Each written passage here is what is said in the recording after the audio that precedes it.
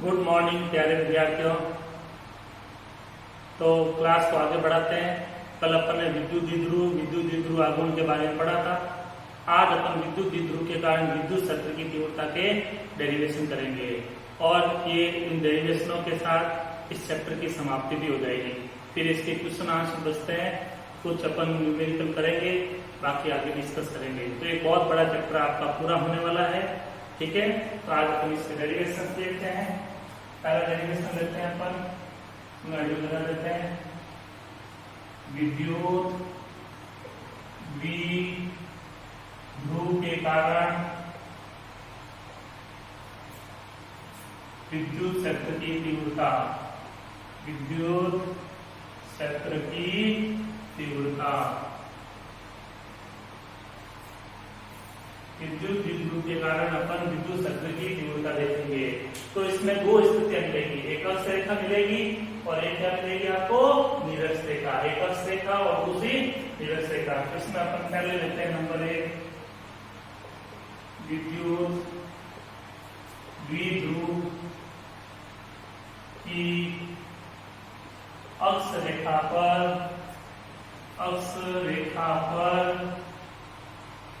विद्युत क्षेत्र की तीव्रता, विद्युत क्षेत्र की तीव्रता।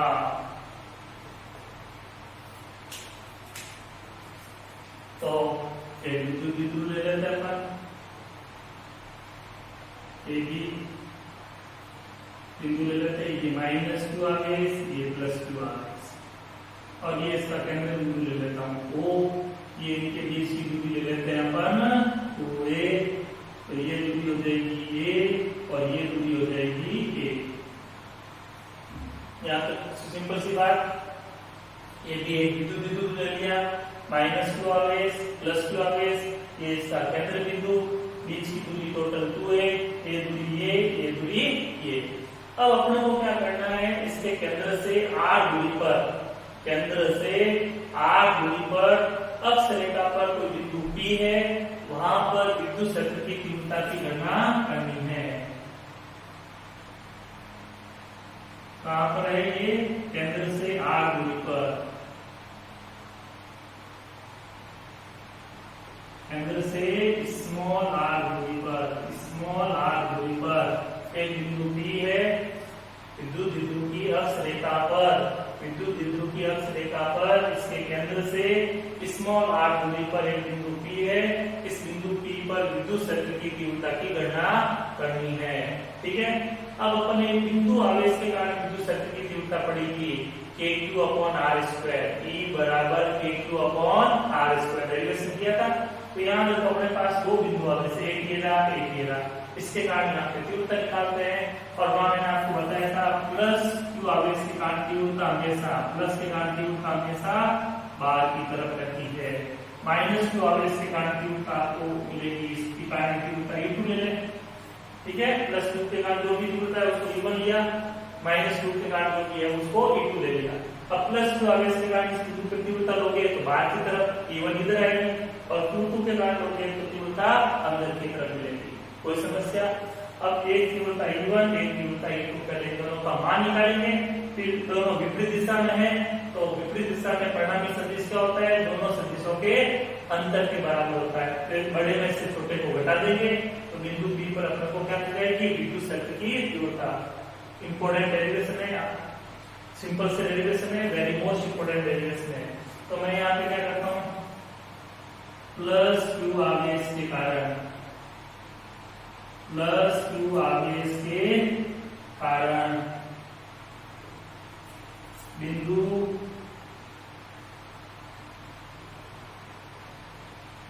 P पर विद्युत क्षेत्र की तीव्रता, विद्युत क्षेत्र की तीव्रता,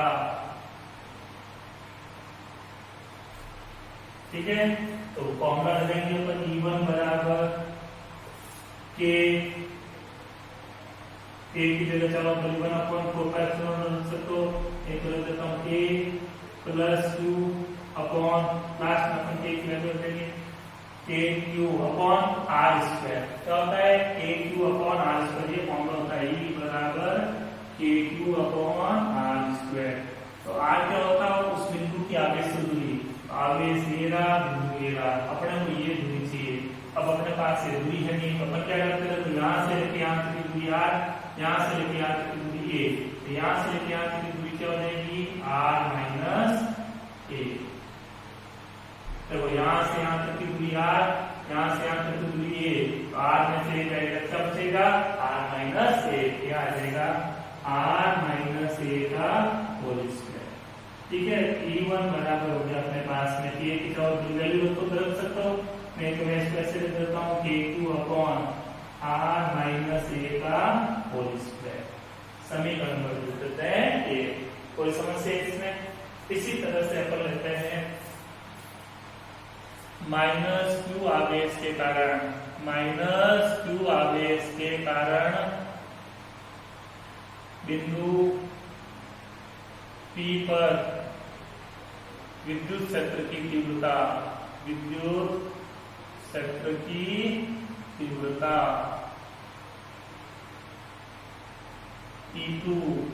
T2 बराबर K, आवेश है -q, क्या है, -q। अब यहां से लेके यहाँ तक की दूरी निकालनी है, तो देखो यहाँ से यहाँ तक की दूरी r, यहाँ से यहाँ तक की दूरी a, तो टोटल दूरी क्या हो जाएगी, r प्लस a। यहाँ से लेके यहाँ तक की दूरी, यहाँ से यहाँ तक की दूरी r, यहाँ से यहाँ तक की दूरी a, टोटल कितनी हो जाएगी, r plus a upon r plus a का होल स्क्वायर। और इसकी दिशा विपरीत दिशा में है, इसलिए आगे क्या कर देंगे, माइनस। अपन इस अक्ष के दिशा से चल रहे हैं और इसकी दिशा इधर आ गई है, इसलिए इसका आगे क्या लगा देंगे, माइनस। फिजिक्स में विपरीत दिशा दर्शाने के लिए क्या लगाते हैं अपन, माइनस लगाते हैं। कोई समस्या? ये माइनस माइनस क्या हो जाएगा, प्लस। E2 बराबर प्लस का KQ upon R plus A का होल स्क्वायर। समीकरण नंबर 2। अब देखो आपके पास E1 का मान आ गया, E2 का मान आ गया, दोनों विपरीत दिशा में है। विपरीत दिशा में जब दो सदिश राशि होती है तो उनका परिणाम उन दोनों के अंतर के बराबर होता है, और घटाते समय हमेशा बड़े में से छोटा को घटाते हैं। तो देखो इसके नीचे हर वाली वैल्यू छोटी है तो ये मान बड़ा होगा, बट्टे में जितनी संख्या छोटी होती है वो मान उतना ही बड़ा होता है। क्लियर? तो बिंदु P पर परिणामी तीव्रता, बिंदु P पर परिणामी विद्युत क्षेत्र की तीव्रता क्या हो जाएगा, बोलो, E बराबर E1 माइनस E2। समीकरण नंबर 3। बड़े में से छोटे को घटाते हैं। समीकरण 1, 2 और 3 से, समीकरण 1, समीकरण 2 व समीकरण 3 से, तो क्या हो जाएगा, देखो E बराबर KQ upon R minus A का whole square minus KQ upon R plus A का होल स्क्वायर। यहाँ पर कोई समस्या हो तो बोलो, कोई समस्या नहीं है, याद रखेगी, ठीक है। अब इसमें से कॉमन ले लेते हैं अपन, तो E बराबर KQ कॉमन आ गया, यहाँ से हो गया आपके पास 1 अपॉन R माइनस A का whole square minus 1 upon R plus A का होल स्क्वायर। अब कैलकुलेशन है, E बराबर KQ, एलसीएम ले लेते हैं, R माइनस A का whole square R plus A का whole square.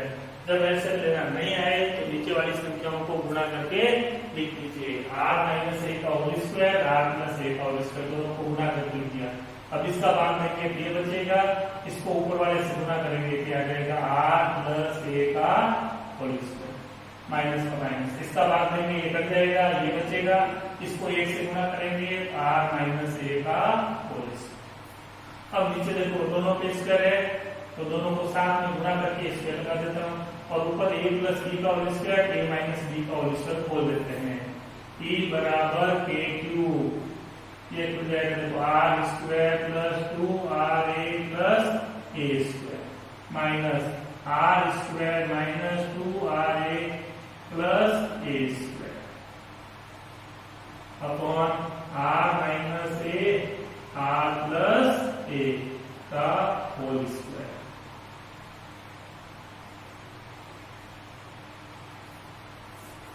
A plus B के होल स्क्वायर से इसको खोल दिया, ये माइनस ए माइनस बी के होल स्क्वायर से इसको खोल दिया, दोनों पे स्क्वायर था तो मैंने दोनों पे स्क्वायर लगा दिया। अब नीचे देखो A minus B A plus B, A square minus B square, A cube और ऊपर ब्रैकेट खोलता हूँ R square plus 2 plus A square, bracket खोलेंगे माइनस से गुणा करेंगे, plus minus minus R square, minus minus plus 2 minus A square upon R square minus A square का whole square, A minus B A plus B, A square minus B square का whole square, are square से are square cut हो गया, ए square से ए square cut हो गया, ई बराबर आ जाएगा ए क्यूब, 2 प्लस 2 हो जाएगा, कितना हो जाएगा 4 upon R square minus A square का होल स्क्वायर। 4 को मैं इस तरह से जोड़ देता हूं, k इंटू 2 दूनी 4, 2 में जोड़ देता हूं, 2 a क्यू 7 में लिख देता हूं, गुणे में आगे लिख देते हैं into 2r upon R square minus A square का होल स्क्वायर। 4 को मैंने जोड़ दिया, 2 दूनी 4, ये a पड़ा, ये 2 पड़ा, ये a पड़ा और ये 8 पड़ा।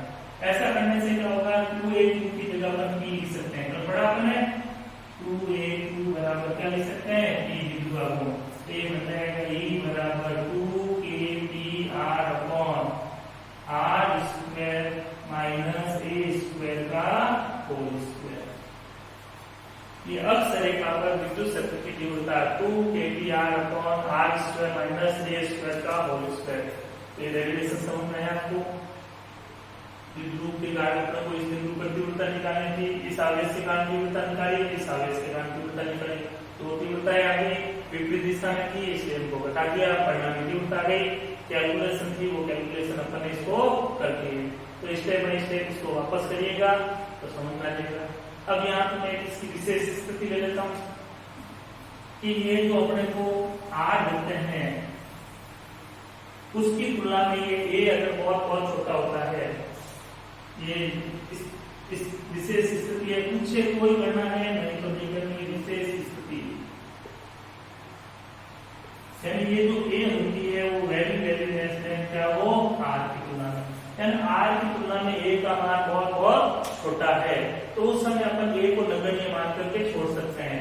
तो उस केस में आपकी R square minus A square इस लगभग बराबर क्या होगा आर स्क्वायर।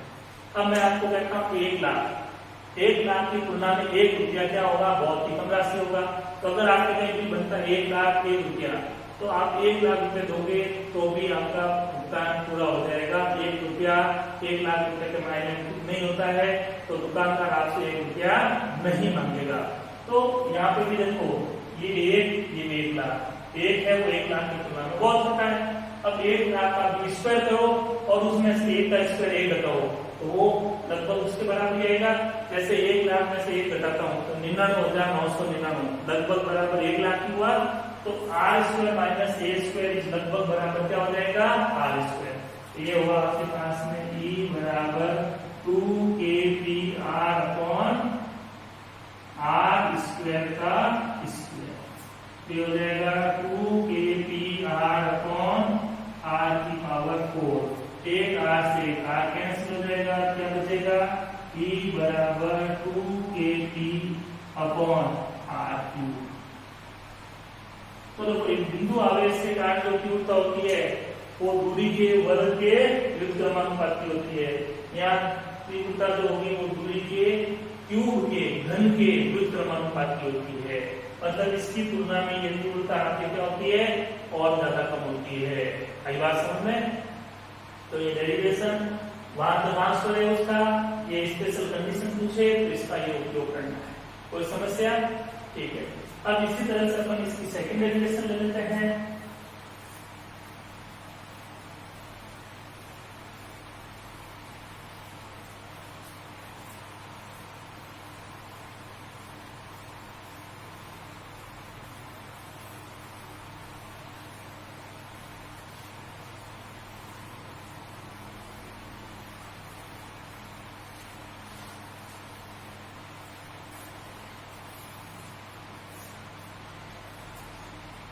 विद्युत द्विध्रुव की निरक्ष रेखा पर विद्युत क्षेत्र की तीव्रता लेंगे अपन।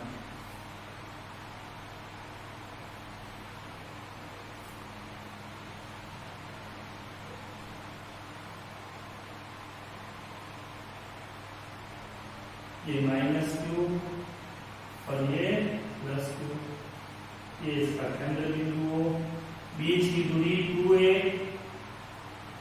ये इधर हो जाएगी और ये भी इधर हो जाएगी।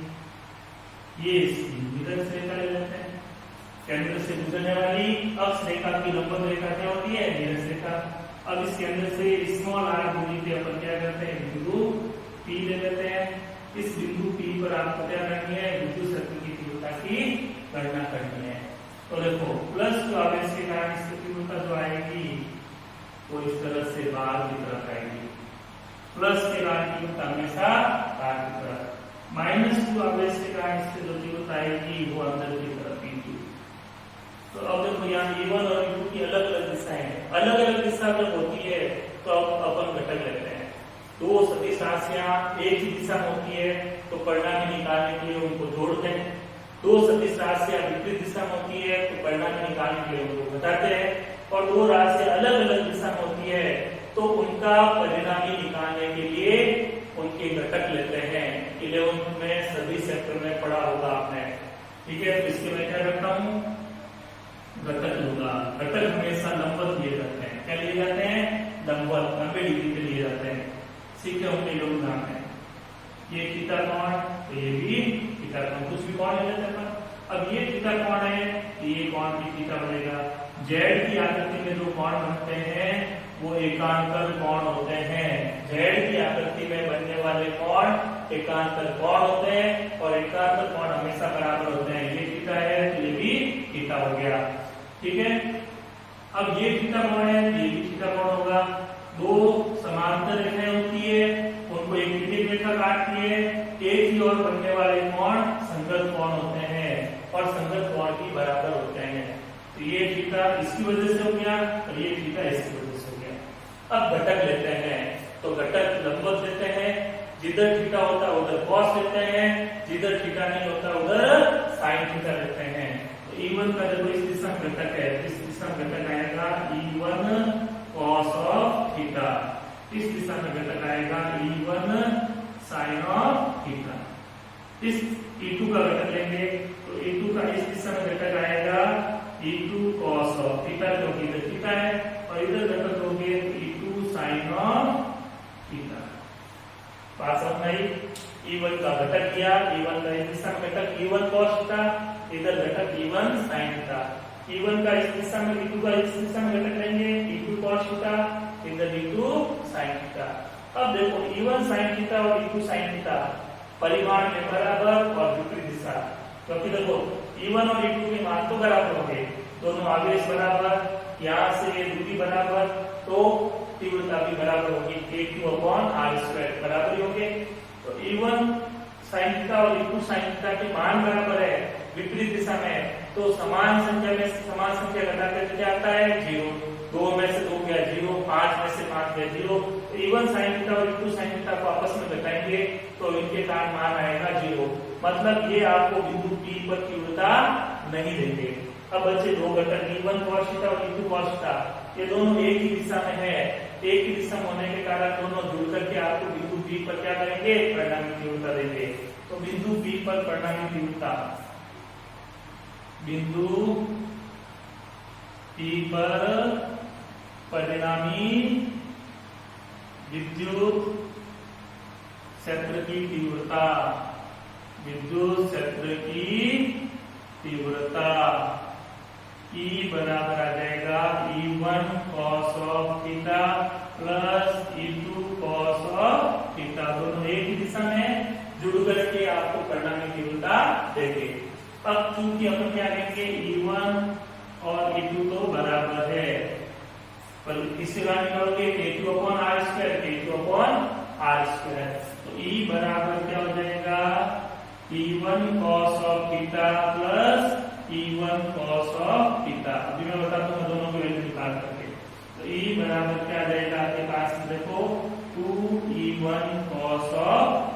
थीटा। समीकरण नंबर देता हूं ए। अब अगर मेरे को E का मान निकालना है, निरस्पर विद्युत क्षेत्र की तीव्रता निकालनी है, तो अपने पास में E1 का मान होना चाहिए, cos थीटा का मान होना चाहिए। E1 का मान होना चाहिए, cos थीटा का मान होना चाहिए। तो अपन E1 का मान निकालेंगे, ठीक है, यहाँ पे। तो अब आपके पास देखो E1 का फॉर्मूला लगाएंगे, इस बिंदु आवेश के कारण तीव्रता निकालेंगे, तो क्या फॉर्मूला होगा, KQ/R²। Q तो बड़ा है, लेकिन ये दूरी अपने पास में नहीं है, तो अपन ये क्या करते हैं, समकोण त्रिभुज से पहले दूरी निकाल लेते हैं। तो समकोण त्रिभुज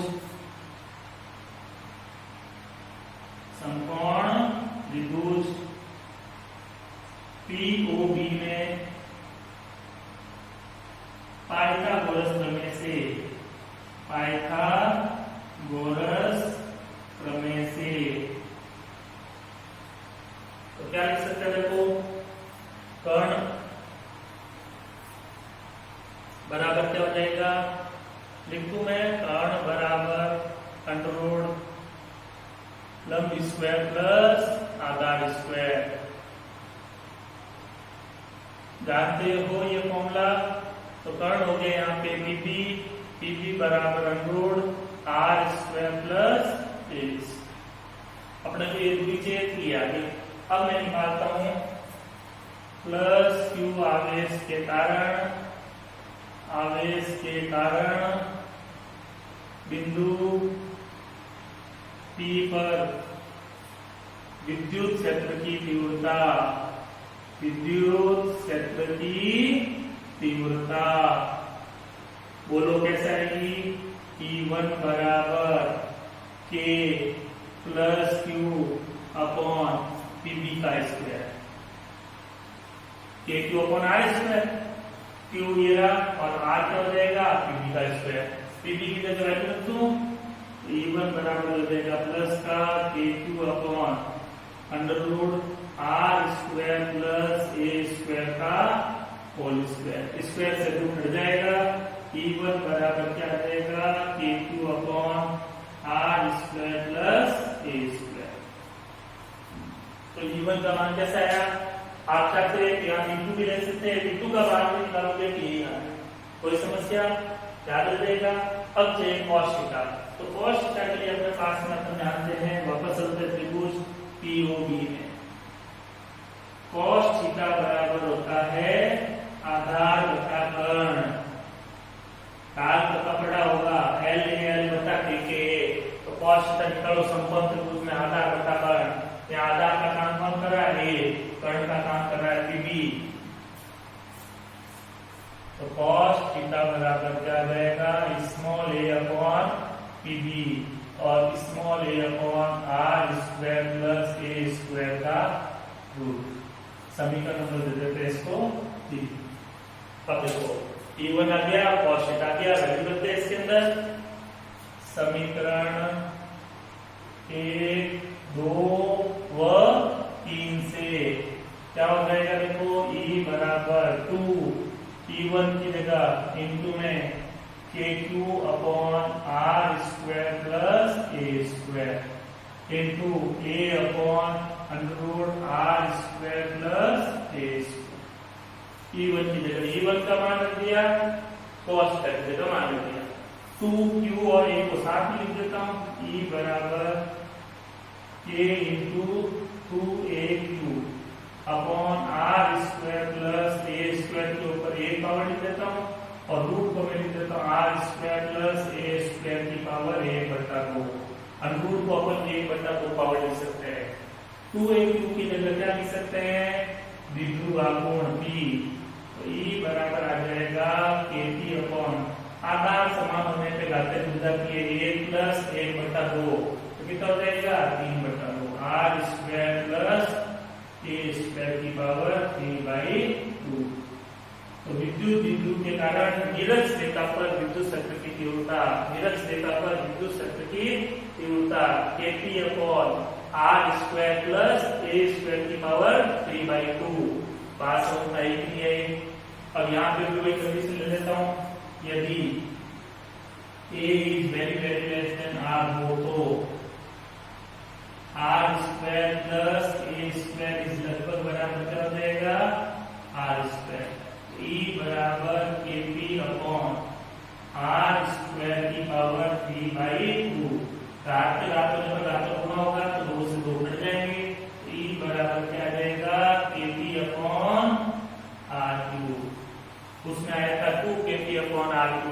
इसमें KP/R2 दोनों अच्छे डेरिवेशन हैं। कोई समस्या इसमें कर लोगे अच्छे से करना, ठीक है। बाकी मेरे हिसाब से हो जाना चाहिए। इसके हालांकि मैंने लैंग्वेज लिखा ही नहीं है, इस डायग्राम को आप अच्छे से समझने की कोशिश करना। ये विद्युत बिंदु था, ये निरस रेखा थी, केंद्र से R दूरी पे बिंदु B है, +2 के कांटिन्यूता E1 बाहर की तरफ, -2 आवेश के कांटिन्यूता E2 अंदर की ओर। दोनों की दिशाएं अलग अलग थी, इसलिए अपन क्या करते हैं, घटक लेते हैं। घटक हमेशा लंबवत लिए जाते हैं। घटक कैसे लिए जाते हैं, लंबवत लिए जाते हैं। तो ये डायग्राम का खेल है इसमें, बाकी सिंपल सी चीज है। अब इस चैप्टर का एक छोटा सा डेरिवेशन और ले लेते हैं, ताकि ये चैप्टर आज एक बार आपकी थ्योरेटिकल कंप्लीट हो जाता है।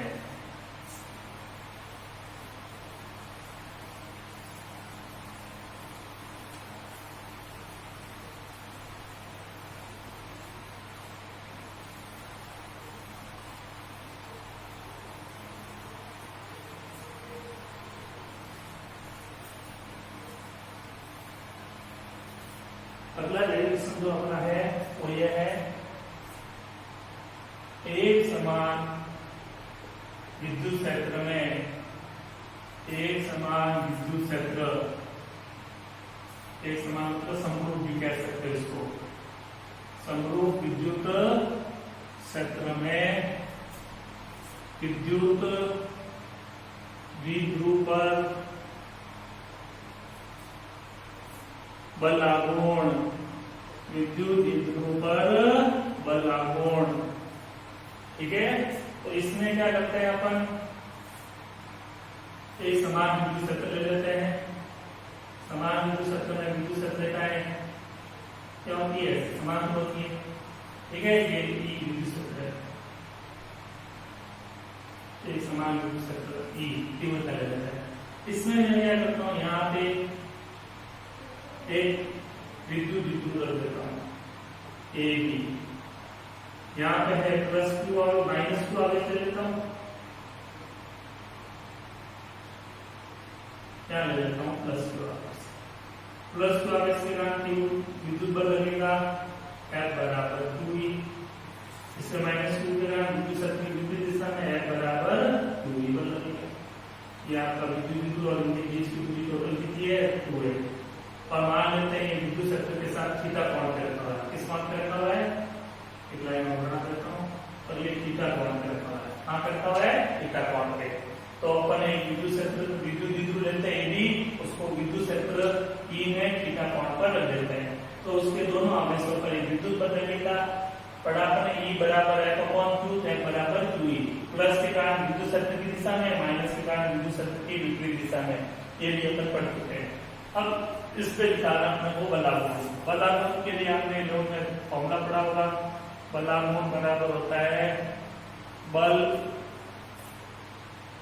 इंटू बलों के बीच की लंबवत दूरी।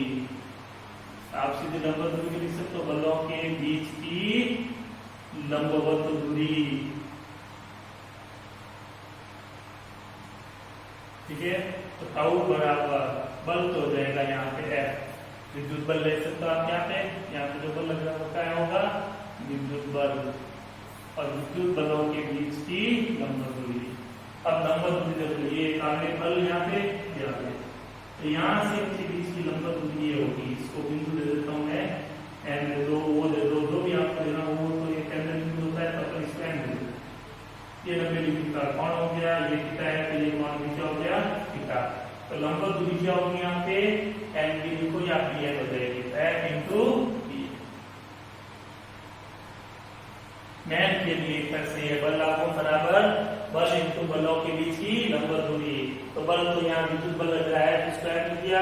अब बलों के बीच की लंबवत दूरी देखो, एक बल ये रहा, दूसरा बल ये रहा, इनके बीच की लंबवत दूरी ये भी है, ठीक है। अब इसको निकालने के लिए अपन क्या करते हैं, तक निकालते हैं। तो इसके लिए चलते हैं, E बराबर होता है F/Q। F बराबर क्या हो जाएगा, QE, समीकरण नंबर 2। और Bn का मान निकालने के लिए त्रिभुज ANB में देखो करण दिया हुआ है, कर्ण दिया हुआ है और थीटा के सामने वाली भुजा क्या होती है? लंब। लंब और कर्ण में किसका रिलेशन होता है? साइन का। तो साइन थीटा बराबर लंब बटा कर्ण, लाल रेखा से। और ये क्यों लिया? क्योंकि कर्ण अपने पास है, लंब अपने को निकालना है। तो साइन थीटा बराबर लंब का काम कर रहा है यहाँ पे bn और कर्ण का काम कर रहा है 2a। तो bn बराबर क्या आ जाएगा? 2a sine of theta. Sine theta बराबर लंब हो गया bn, कर्ण हो गया 2a। 2a को वजन गुना से इसके गुणे मिल गया, तो bn बराबर क्या आ गया? 2a sine of theta. ये अपन देखो f का मान आ गया, इसका मान आ गया, रख देते इसमें। समीकरण 1, 2 और 3 से तो क्या हो जाएगा? देखो टाउ बराबर QE into 2a sine of theta.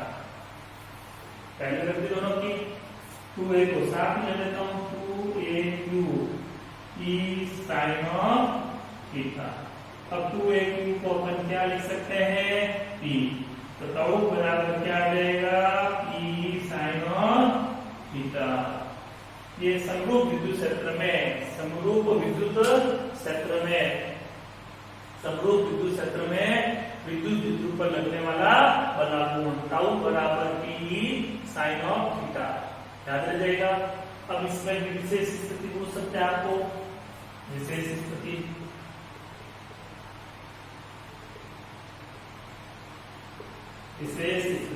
पहले लेते हैं अपन थीटा बराबर 0 डिग्री।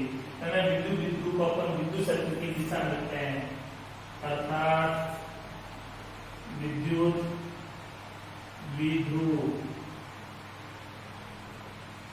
विद्युत क्षेत्र की दिशा में रखा हो, मतलब ये स्थिति होगी। ये विद्युत क्षेत्र है और अपन ये यहाँ पे रखते हैं -2 ये +2 विद्युत क्षेत्र की दिशा में। तो उस समय थीटा बराबर क्या हो जाएगा? 0। तो टाउ बराबर P sine of 0 degree. Sine 0 का मान कितना होता है? 0। तो टाउ बराबर पी इंटू 0। तो टाउ बराबर क्या हो जाएगा? 0। अगर अपन विद्युत क्षेत्र की दिशा में विद्युत को रखते हैं तो उस पर कोई बल लागू नहीं लगता, उस पर कोई बल कार्य नहीं करता है, याद रखिए बात। दूसरा रखते हैं अपन थीटा बराबर 90 डिग्री, अर्थात विद्युत क्षेत्र के लंबवत रखा हो, विद्युत क्षेत्र के लंबवत रखा हो। मैं इसको ऐसे रख देता हूँ,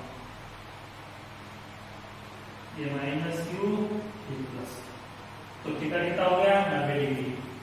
साइन 90 का मान कितना होता है? 1। वो भी प्लस का किया जाएगा इंटू में प्लस 1। तो टाउ बराबर क्या आ जाएगा? PE। कोई समस्या? याद रह जाएगा। तीसरा लेते हैं अपन, ये सेकंड स्थिति थी। थर्ड स्थिति थीटा बराबर 180 डिग्री, अर्थात विद्युत क्षेत्र की विपरीत दिशा में रखा हो। तो टाउ बराबर क्या हो जाएगा? PE sine of 180 degree. 180 degree का मान होता है 0, ये टर्म 0, तो ये भी पूरी टर्म क्या हो गई? 0। और ये कैसे रखा है? ये ऐसे -2 इधर आ जाएगा, +2 इधर। तो इसके साथ ही आपका एक चैप्टर समाप्त हो जाता है। कल आज वाले डेरिवेशन पे कुछ अच्छे क्वेश्चंस करेंगे, ठीक है। फिर अपन नया चैप्टर स्टार्ट करेंगे, बाकी के क्वेश्चंस अपन आगे देखेंगे। क्लियर? कोई समस्या? Good day, thank you.